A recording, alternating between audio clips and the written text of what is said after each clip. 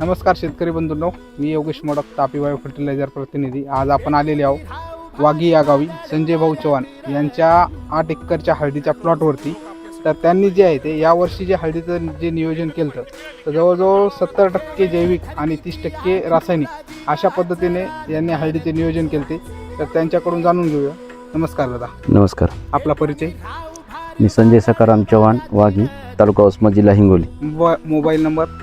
9146 84 39 50. हां सर. साहेब, यावर्षी आपलं टोटल हळदी क्षेत्र किती होतं? 7.5 पावणे 8 एकरच्या आसपास आहे. 8 एकरच्या आसपास आहे.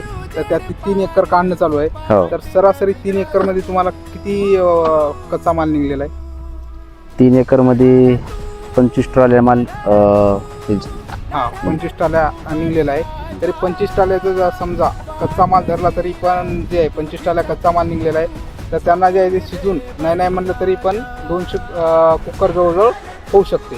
200 कुकरचं म्हणलं तरी बी 108-9 क्विंटलपर्यंत त्यांना शिजून माल होते. तर त्या मानानं जर का यावर्षी जवळजवळ त्यांना 35-36 क्विंटल माल यावर्षी होऊ शकते.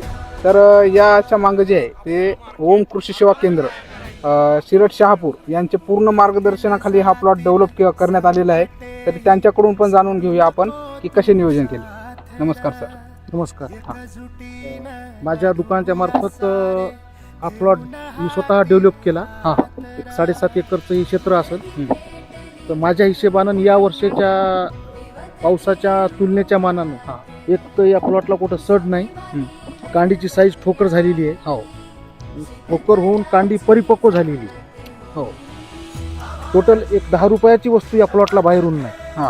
आणि विशेष म्हणजे कुठं सडीचं प्रमाण नाही कुठंच यावर्षी. आणि एकसारखा माल आहे. सर्व जे माल आपण जे पाहिलो सर्वत्र एकसारखा माल आहे.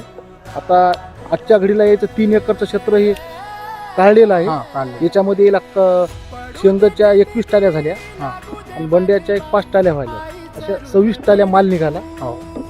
खूप चांगल्या प्रकारे ॲव्हरेज आलं. मला सुद्धा एक अभिमान आहे किंवा एक मोठे शेतकरी असून चांगल्या प्रकारे एक उत्पन्न आलं. आणि माझं सुद्धा त्याला मार्गदर्शन आहे. आणि माझ्या दुकानाच्या मार्फत मी याला खूप काही चांगल्या प्रकारे द्यायचा प्रयत्न केला आणि ते माझा रिझल्ट मला छान वाटलं. आमच्या वाघी येथील कृषी केंद्र ओम कृषी केंद्र निलेश जाधव यांच्या मार्फत आपण हळदीचं मार्गदर्शनाखाली काम केलं. म्हणजे शेतात वापरलेल्या 70% जैविक आणि 30% कीटकनाशक वापरलेलं आहे. आणि यावर्षी पावसाच्या आणि अतिवृष्टीच्या मानानं आम्ही या मालामध्ये समाधानी आहोत.